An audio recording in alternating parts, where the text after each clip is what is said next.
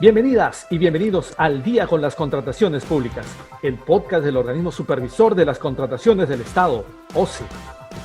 Amigas y amigos que nos sintonizan a través de la Internet, sean bienvenidas y bienvenidos a una nueva edición de su podcast Al Día con las Contrataciones Públicas, una producción del Organismo Supervisor de las Contrataciones del Estado, OSE. En este episodio, quien les habla, Jan Velázquez, va a tener el agrado de compartir con ustedes los próximos minutos para conocer más acerca de diversos aspectos en el marco de las contrataciones públicas. En esta oportunidad vamos a dialogar sobre la recusación de un árbitro en el marco de las contrataciones con el Estado. Y para eso nos acompaña Fidel Cuba Inga, quien se desempeña en la Dirección de Arbitraje del OSE. Estimado Fidel, muchas gracias por estar aquí con nosotros. Hola Jan, es un gusto estar aquí. Agradezco la invitación que me haces. Bien, Fidel, lo primero sería que nos expliques de la manera más sencilla posible ¿qué debemos entender por la recusación de un árbitro? Bien, en el marco de las normas de contrataciones del Estado, cuando surge alguna controversia por la ejecución de un contrato, las partes en conflicto recurren a terceros llamados árbitros para que puedan resolver sus controversias.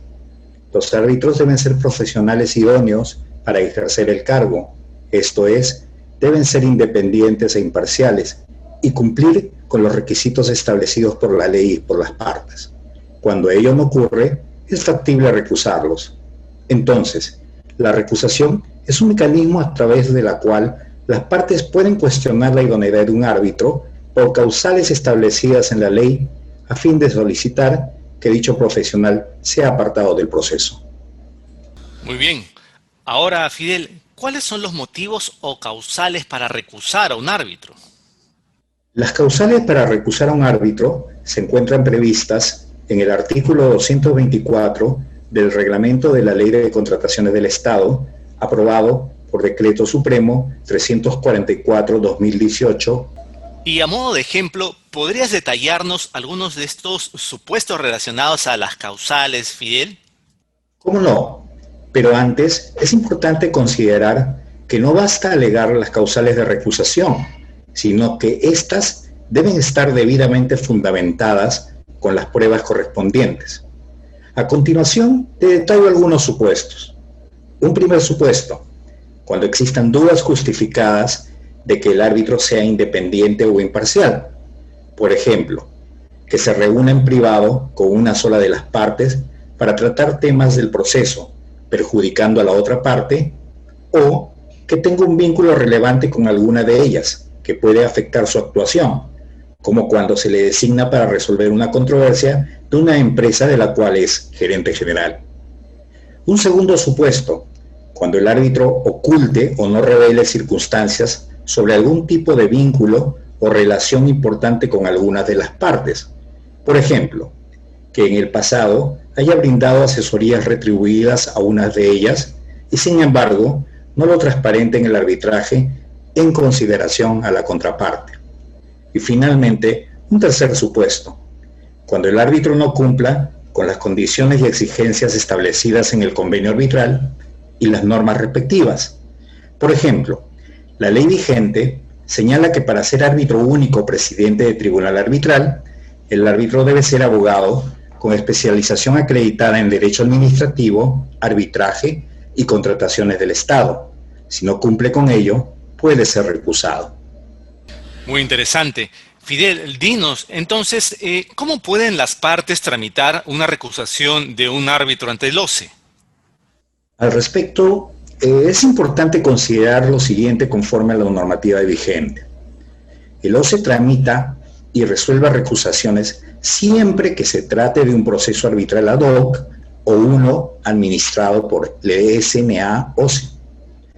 2. La recusación debe interponerse de entre los 5 días hábiles de haber tomado conocimiento de los hechos que configuran la causal respectiva. 3. La solicitud de recusación que presenten los usuarios deben cumplir con los requisitos señalados en el texto único de servicios no exclusivos y la Directiva de Servicios Arbitrales del OSE, publicados en su portal institucional. 4. Finalmente, la resolución que resuelve la recusación es definitiva e inimpugnable y se emite siempre que se haya dado la oportunidad para formular sus descargos al árbitro recusado y a la parte que no formuló la recusación. Excelente, Fidel. No sé si habría algún punto adicional que sea pertinente precisar. Sí, por supuesto. Es importante tener en cuenta que conforme a la ley de arbitraje, no procede formular recusaciones contra decisiones de los árbitros emitidas en el desarrollo del proceso, por cuanto existen mecanismos para cuestionar tales actuaciones, como son las reconsideraciones o el recurso de anulación del laudo. Muy bien, agradecemos al abogado Fidel Cuba, integrante de la Dirección de Arbitraje del OCE, por haber compartido con nosotros respecto a la recusación de un árbitro en el marco de las contrataciones con el Estado. Muchas gracias, Fidel. Muchas gracias a ti, Jan. Bien, amigas y amigos, esperamos que este episodio de Al día con las contrataciones públicas haya sido de su agrado y, sobre todo, que la información proporcionada contribuya a lograr contrataciones públicas más transparentes y eficientes en beneficio de todas y todos. Y antes de despedirnos, les recordamos que pueden seguirnos a través de las cuentas oficiales del OCE en las distintas redes sociales, como Facebook, Twitter, LinkedIn e Instagram. De igual manera, pueden encontrar nuestro podcast y todos sus episodios en YouTube y Spotify. Además, les recomendamos suscribirse al Boletín de Noticias del OCE, mediante el cual podrán recibir contenido actualizado sobre las contrataciones públicas.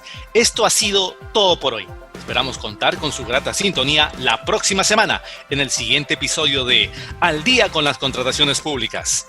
Hasta entonces. Bicentenario del Perú, 2021. Gobierno del Perú.